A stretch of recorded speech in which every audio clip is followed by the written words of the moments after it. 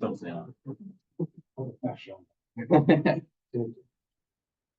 give me 2 seconds.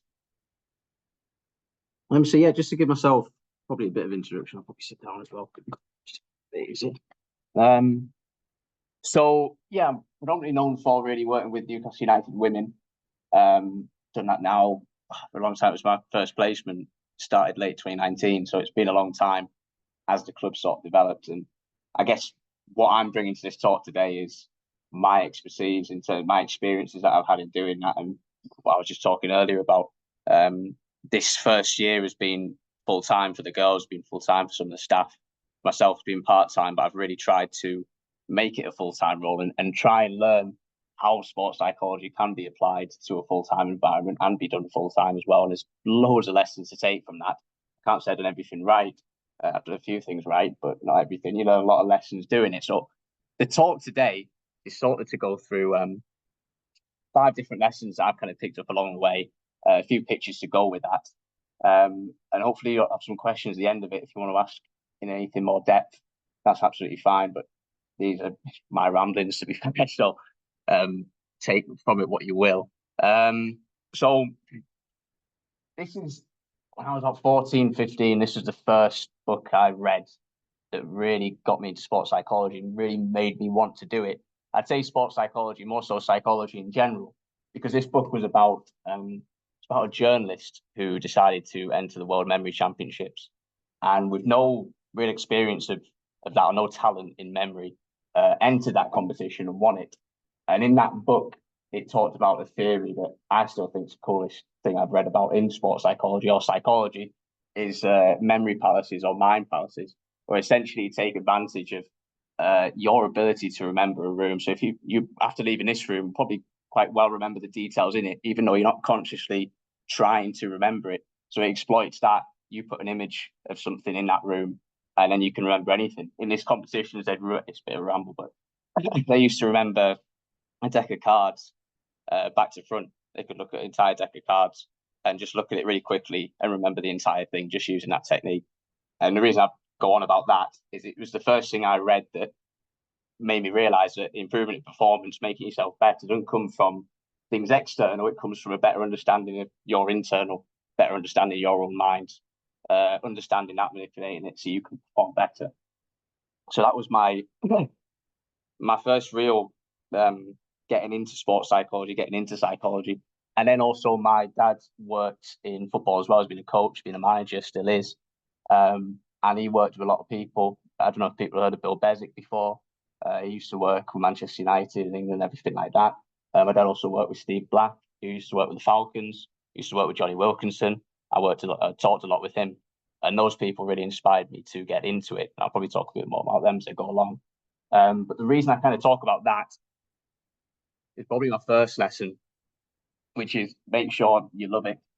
I love sports psychology. Like, I love that idea that you can think about how you think, and having that self-reflection, having that awareness and working on that is, I think, the most impactful thing you can have for performance. I still love that idea and still fight for that idea all the time. The reason I say that because it is a fight, really, every day. You know, the experience I've had of this first full-time season is every day you got to prove your worth as to why you're there. What are you doing? What are you contributing? You're contributing sports psychology. It's not that tangible, though. People don't see it. So you've got to sell it all the time. You've got to fight for it all the time. It's not easy all the time. I've been there for 4 or 5 years. It's been a fight every single time. And that is sometimes the realities of practically applying sports psychology. Next picture is this. So when I first started, I'd probably say like around 2019, I got this iPad actually, and the pen with that. And my idea was like, I'll draw all these, draw things like this, simplify, and make a philosophy for myself that I can talk to clients about. This is the sort of thing I do, and still sort of do in a certain way. I take it a lot from CBT, REBT, well, cognition, affect, behavior, the relationship between those things. When I first saw that when I was a student, I thought that was the biggest thing. The connection between that and the actions and the results, I think, is a thing we're trying to sell all the time. And that's kind of it. Mind, action, result. And those things are always interconnected, sorry. So how you think affects how you act, affects if you win or not. And the reason I put that picture up is that's the first picture I showed Becky Langley, who's the manager now at Newcastle Women, was the manager then as well. And that was me trying to sell to her what sports psychology is and why she'd need to use it. And I remember the thing she said was that connection with results, because she wants to win. And I wanted to win as well. So we got that mutual ground straight away. And from there, all right, sports psychology makes sense. How are we going to apply it? I think after that we did. I suggested a lot of things. This is when they were part-time. The problem is they're not part-time, they were paying to play at that time. The problem they had was there's a lot of older players there. The manager had brought in, she was still connected to Northumberland University and brought in a lot of students to go into that. So there was a real conflict within the team at the time between those two groups. And I suggested a number of things. We ended up doing, one was leadership group meetings. So the 4 senior players, get them to talk and have meetings around that. The other one was written reflections. So I don't know if it was a good idea now, but at the time I thought it was a good idea to get all the players to sit down in a team as a group, do written reflections in terms of what did I do right, what did I do wrong, what do I need to do to win the next game. And that was reflected on in terms of their psychology and their actions. And they kind of sat in silence for 5 minutes and did that. I don't know if I do that now, but that was my idea at the time. That's the sort of stuff I did within that limited space that we had. You'd only train Tuesday, Thursday evenings, have one analysis session. I'd kind of sit in on that, and it's kind of just built from there, really. Just touching on this as well. So Bill Bezic, going back to him, story he told me, which I thought was really good, still think it's really good, is his first meeting with Sir Alex Ferguson at Manchester United when he was technically interviewing really for that job. And the first thing Sir Alex asked him was, how do I keep my team at number one? And his answer was, think, behave, act like you're number two. And that was, for me, a lesson in selling, because that's a great line. He's selling sports psychology. He sold it straight away to him. And that's kind of the point I'm making with this, is have a clear philosophy and have that toolkit of interventions. Have a clear thing that you're selling to a team, to a player, to anyone. What is it that you do? What are you contributing? How can you simplify it? How can you simplify that message? How I work with clients, just kind of leading into that as well, is that's really how I work with them. I have that clear philosophy, mind, action, result. Very simple. Change or accept how you think improves your actions to improve the results. And then a toolkit of interventions along that, like self-talk, breathing techniques, all those sort of things. How I'd work with a client. And I think the best way to work with them, but from my experience, is you talk to them about what they're going through, and then you relate your philosophy to what's happening. And then you can, so if they're struggling with this, that, whatever, confidence, perfectionism, which you mentioned earlier, my first client through the university was that a snooker player who was perfectionist. There's a lot of them are perfectionists, and because they want to win so badly. But something I always talk about is acceptance. I probably say the same words all the time. Acceptance is one of them. I like acceptance commitment therapy, but I always say about acceptance. Say it to the last, towards the end of the season as well. Acceptance and mistakes. Not everything's going to go right. Don't aim for 10 out of 10. You aim for 8 out of 10. You aim for 10 out of 10, you end up 2 out of 10. If you aim for 8 out of 10, you'll hit 8 out of 10. Again, simple stuff. That's how you kind of sell it. So that's how I work with clients. And for me, the interventions and the cherry on top of that cake, that you collaborate with them to get their philosophy straight and how they're thinking about their game. And then the intervention, the self-talk, the breathing technique, whatever you want to use, I think it's just a little physical trigger to remind them of that stuff. But I find that the actual conversation of that, of listening to them and relating to the philosophy, is the best thing you can do with an athlete. And this kind of leads on to, I've rambled quite a lot on these points, but this also leads to, for me, which is key as well, is simplicity. So from what a lot I've taught there, it's all quite simple stuff. But I think athletes, coaches, managers, staff, they want it simple. I give a lot of talks with the girls, and I got better at it, I think, over the season, to the point where when I first started, there were quite long workshops that I do, and we have discussions, everything like that. But now recently, it's been more simple. I'd do 5 minutes before analysis. We had issues around communication. So I noticed one game, first half, this is when we're getting towards the end of the season, we're just about to win. Everyone's a bit on top of each other. And you see, we're better than Stoke. We're playing Stoke and we're beating them. But I could see in the first half, and I could see in the second half as well, girls are just a bit on top of each other, arguing, a bit pressured. So I just gave one simple talk before analysis, one slide that just said, one aim on Sunday, positive and process-orientated communication. So it's kind of 3 birds with 1 stone. So positive, process-orientated and good communication, being positive, being process-orientated in terms of acceptance and being in the present moment all the time. Right, we've made a mistake, move on. It's about the next thing all the time.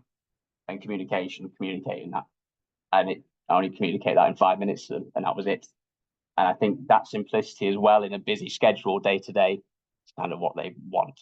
You don't want to take 40 minutes. They all want to go home. They don't want to listen to you. It's true because they in football and sport, they care what the manager thinks. They care what the manager picks a team. They're not bothered about you. Sadly, like they're not really massively bothered. They're bothered about the manager. And that's probably another point I'll get to. But that's kind of that point. Have a clear philosophy, have a toolkit of interventions, nice, simple delivery, I think is key for the practical aspects. This is another picture. So aside from working with Newcastle United women, it's going back to 2019 again, when I started my placements doing stage 2. Started doing Newcastle United women, but also me and my dad started a golf academy. So we started, if anyone knows Rockcliffe, near Middlesbrough, that's where we started our academy. And that's where I started, really, with 6 young kids, giving them sports psychology service for the first time, not knowing exactly what that looks like. And I remember the first thing I did was I talked to them, had little meetings with them, only kids, about 10, 11, 12. And then I'd set them interventions straight away. Self-taught was the predominant one. But I remember one kid who's still with us, he talking to him and he needed a bit of goal setting. I just didn't see that motivation from him. I'd have a drive for him. I thought, I'll give you a goal setting and do that. And I remember after talking to his dad, and his dad essentially saying to me, "You just got that completely wrong." He's completely driven. He wants to do it. He doesn't need goal setting. And I kind of had to go, yeah, I guess he doesn't really want goal setting. He wants something else. And that was a big lesson for me, because we go through university and you learn about the interventions and the philosophy. You do learn about this, but maybe I didn't listen too much. You have to listen to the client. You have to listen to them. You have to understand them. You have to build that relationship first.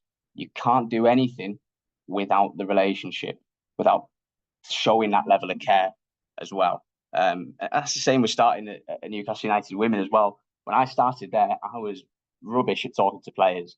It was a world I didn't know anything about. I knew about football, but women's football was completely new to me.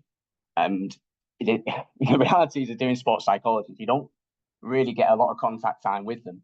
Your sports scientists will, because they do the sessions. The coaches will, because they do the coaching. Analysts will, because they do the analysis with them.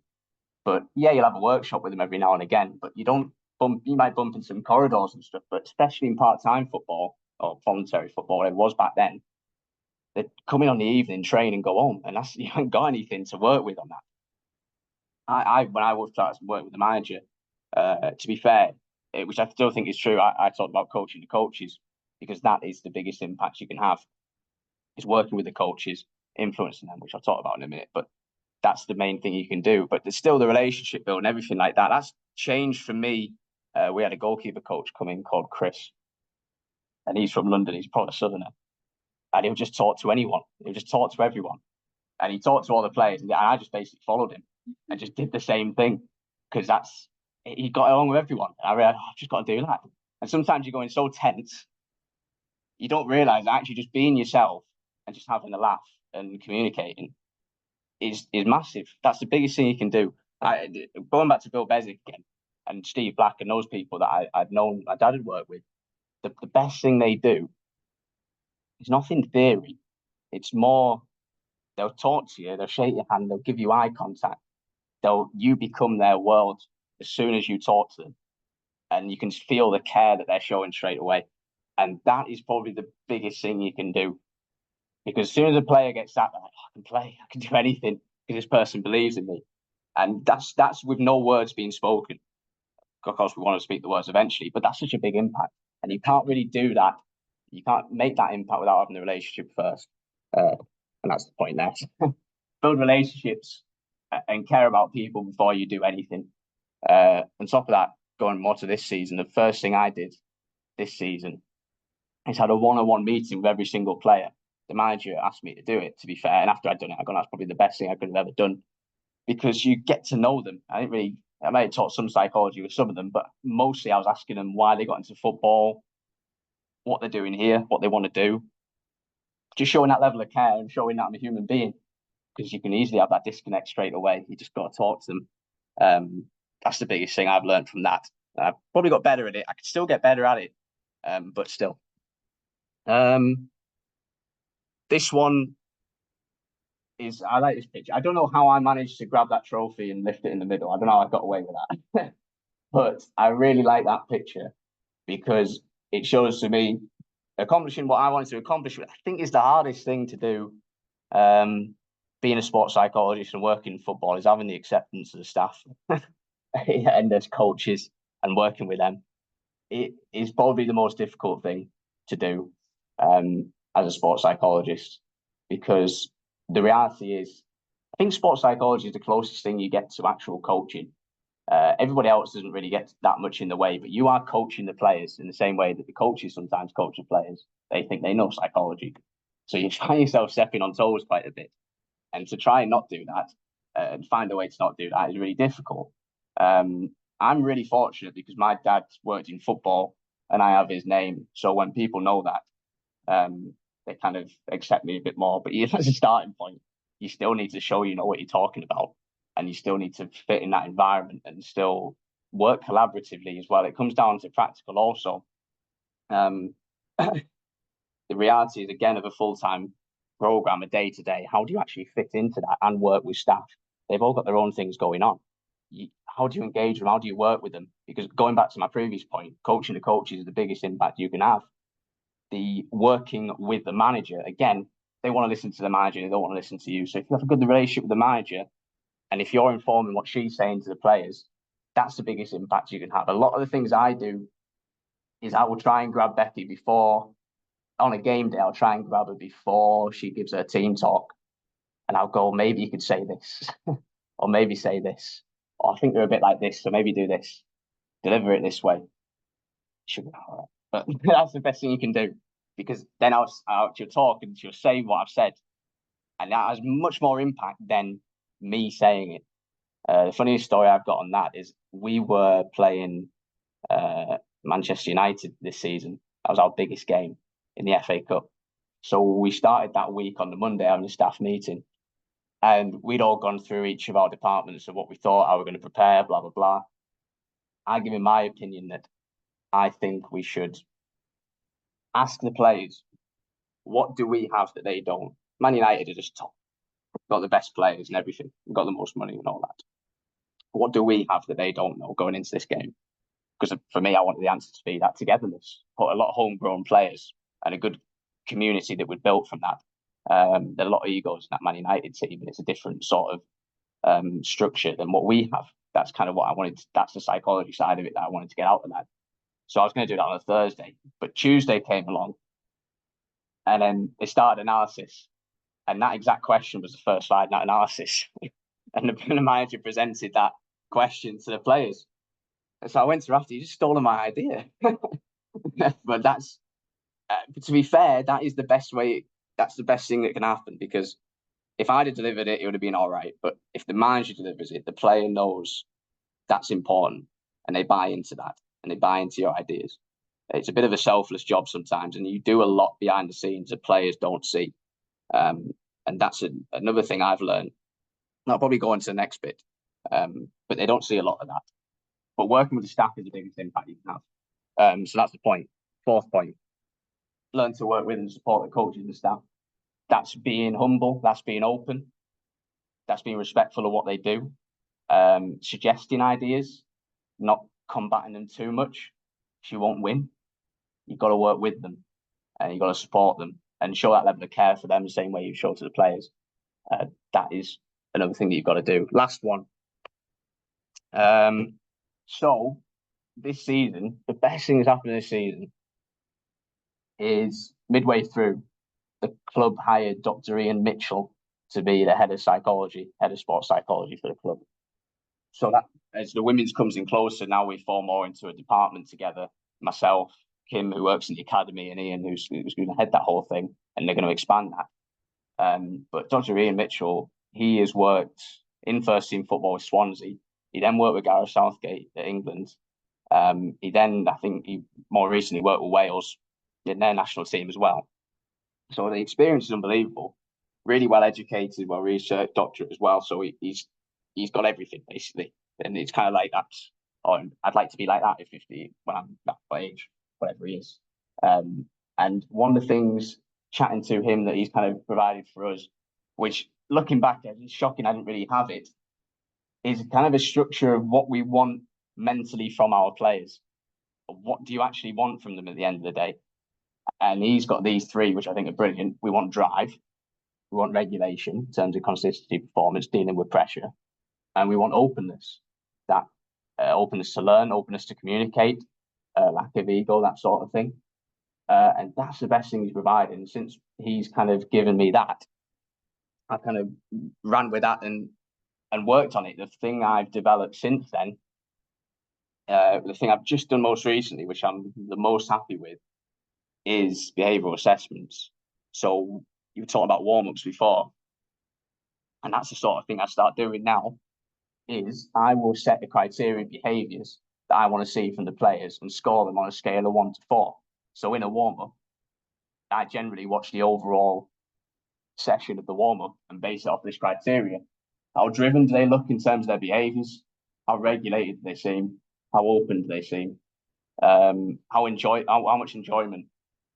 How much creativity and playfulness, and then how much communication as well. So there's those 6 factors. Then there's behaviours criteria underneath all of those, and I'll score everything between 1 and 4. And then they have a score for everything. So in sessions, I'll watch 4 players and the overall session, score all of that on those numbers, and then have an average score for everything. And for me, that's just making things more objective. I wouldn't go and judge them entirely on the numbers that I give them, but it provides a structure and a criteria for them. So recently I'd done that with the goalkeepers, and one of the goalkeepers' feedback was, that's great because the players don't know what to talk to you about. But from that, they know they need to work on drive, regulation, openness. They know the criteria that they need to hit, and that's going to help them in their performances. So I can provide scores for that and subjective notes in conversation to try and improve those things. Because the difference between what I did at the start of the season is I just thought I will jump in head first, full time. Let's see if we can apply sports psychology in a full-time environment, do it as a full-time job. Jumped in straight away. Right, I'll do once every 2 weeks, I'll do workshops. Probably once every 2 weeks, I'll do leadership meetings with the senior players. And I will try and do one-on-one meetings with the entire squad. At the time, I said I'll do that 4 times for each of them. That's impossible. And that's my point as well, is I kind of fell flat on my face doing all those things. My workshops changed, where I described it before, they became shorter. I should have prioritized certain players over other ones and spent more time working with them one-on-one. And the leadership meetings was me probably trying to influence too much and not supporting enough. And probably something I probably should do is workshops more so once a month. But the other thing is that you go ahead first like that, you don't have, and I don't know, we don't get taught it at university, is what does the actual practical application of sports psychology look like on a day-to-day like that? I had to kind of just go in and learn it. And that's why hopefully kind of you can take from today is the lessons from that. I've jumped in at first, done it, learned all these lessons. The thing I've come out with it is behavioural assessment is going to be massive, because that adds structure to the job. Every single day, I will produce a document that is a product of that day, something tangible. And then that informs everything that we do. It will form the one-on-ones that I have with them. It's a document I can also show to the management team to the staff, to the coaches, go, this is how the session's gone. I've taken that and gone, so in terms of sessions, for drive, we need more competitiveness in our sessions. For regulation, we need more pressure, more pressurized situations. And for openness, we need good coaching. We need good teaching so that the players can demonstrate those open behaviors. And for me, that's good criteria for me to work with them on. And so everything's a bit more objective and not me just running around like a headless chicken doing what I want. And then the job makes more sense. And that's what I've learned, is to how to apply structure to it, and still learning that really. And that's probably my last point, is make it structured and objective. It goes back against that clear philosophy and having that sales pitch. This head, for myself, the head of women's football, she's going to pay me a wage. What's she going to want to see? She's going to need to see a product at the end of the day. She's going to need to see something tangible that shows that I'm doing something. And I know when I say it, a lot of people are like, oh, you can't make these things objective. And you can't make behaviors objective and cognitions objective. You have to try, I think. And I think you don't use all of it. You don't go, there's an objective score and it's defined by that. It's more of a conversation starter. Okay, you scored 2 out of 4 on drive. Is that you, or is that behaviors that you've shown? Do you want to fight that? If you fight it well, I'll listen to you, and I'll admit you might have some drive. But it's just a conversation starter. It gives some structure to what's going on. I think, from my experience, behavioural assessment is the best thing that I've kind of done, and that's just been the last few months doing that, because it provides that structure, and it just is really odd. Football, maybe other sports are, but football's odd as well. It's very competitive. It's very, especially as we go up the leagues, everyone's on edge all the time, because it's so competitive. You have to show why you're there. You don't get a free ride. You've got to show what you're doing, what you're contributing all the time, and that's it for me. It is that we provide sports psychology, but we need to demonstrate it through things that are objective. So they're kind of the 5 points. And the 5 lessons I have, I summarize it really with 3. So push and be passionate. I think the biggest strength, and maybe somewhat arguably the biggest weakness I have, is the passion I show all the time for what I'm doing. But that gets, you push down doors, that gets you in places because you fight for it all the time. Learn to build trusting relationships. They're key in those environments with players and with staff. Develop relationships, develop that trust. And thirdly, kind of bring structure and highlight what you bring as much as you possibly can. Fight for why you deserve to be there, and fight for, we all believe in sports psychology, but not everybody does. And every